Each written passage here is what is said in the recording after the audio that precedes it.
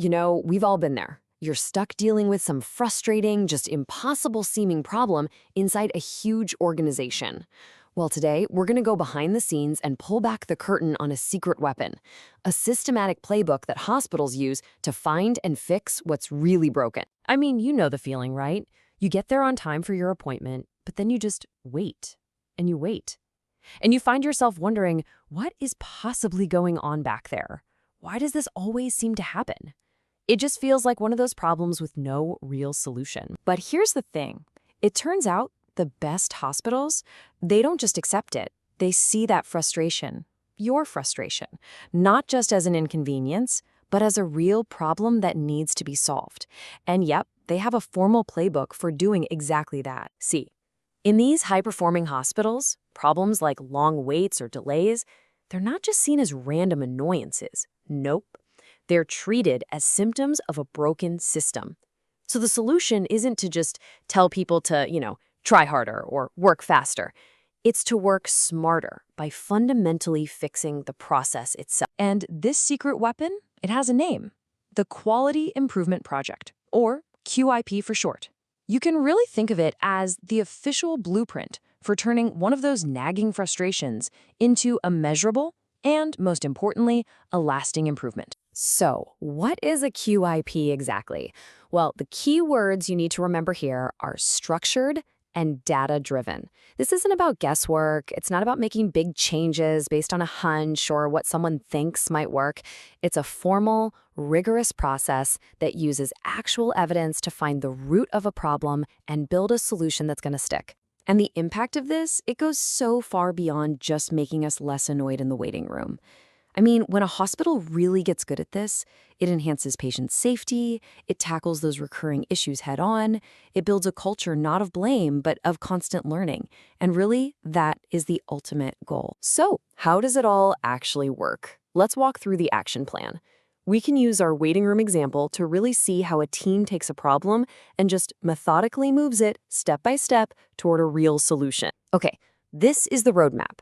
It's this comprehensive 8-step journey. It goes all the way from identifying the problem and putting together the right team to analyzing the process, testing solutions, and then finally implementing them.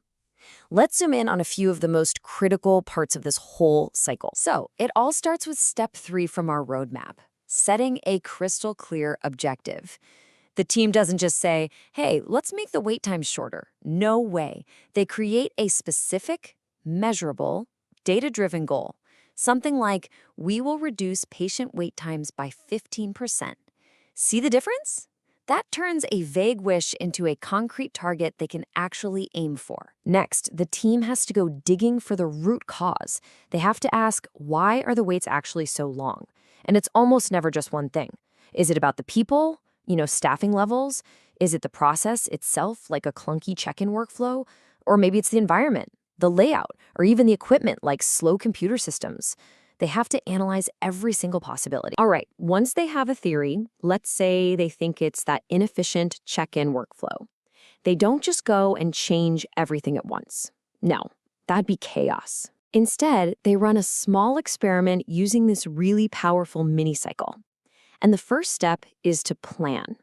They'll design a tiny, small-scale test, like trying a new check-in process for just one afternoon. After they plan, they do. Simple as that.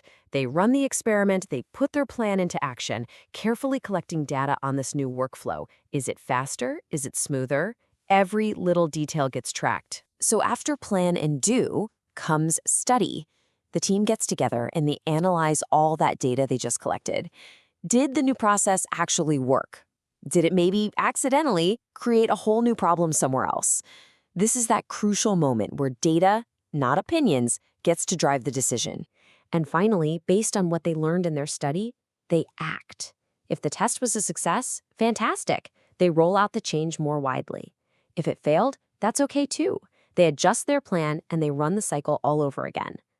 This little loop, plan, do, study, act, it's like a simple, repeatable engine for continuous learning. And here's the really crucial point. This powerful framework, it isn't just for fixing annoyances like long wait times. That's just the tip of the iceberg. It's an incredibly versatile tool that hospitals use to tackle their most critical life and death challenges. I mean, get this. This exact same QIP method is used for the most critical issues you can imagine. Things like improving hand hygiene to stop infections, making sure medication is given with perfect accuracy, and even decreasing those life-threatening hospital-acquired infections. The process is the same, but the stakes are unbelievably high. And that, right there, brings us to the ultimate goal.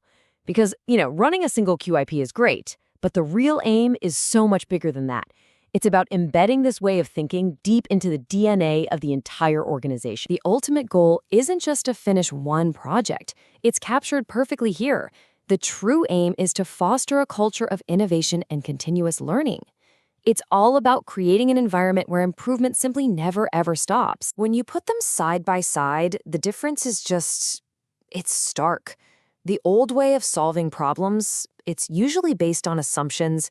It leads to these temporary one-off fixes, and a lot of the time, it ends up just blaming individuals. The QIP way is fundamentally different. It's based on data, it aims for continuous improvement, and this is key, it focuses on fixing the system, not blaming the person inside it. So, what's the big takeaway from all this? Hospitals have built this incredibly structured, data-driven, and collaborative method for solving their most complex problems. And it really makes you think, doesn't it?